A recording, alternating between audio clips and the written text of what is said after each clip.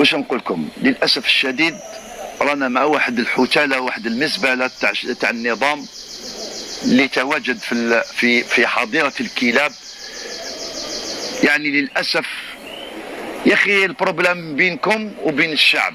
انتو يا حتاله العصر اللي خرجتوا يا اخي ضد الحراك، ضد الجزائريين اللي راهم يقولوا دوله مدنيه ماشي عسكريه.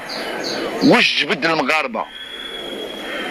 ولهذا حطيت انتوما مسخره التاريخ، بهدلتوا بينا. ولهذا عيب وعار عليكم انكم تسيئون للجاره وللشعب المغربي بهذه الطريقه.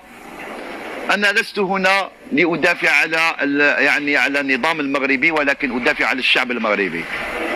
وما تديوها لا منا لا منا، وقولوا واش حبيتوا، ولكن يا وجوه الشر يا اللي ما تحشموش، يا اهل الدعاره، يا ناس اللي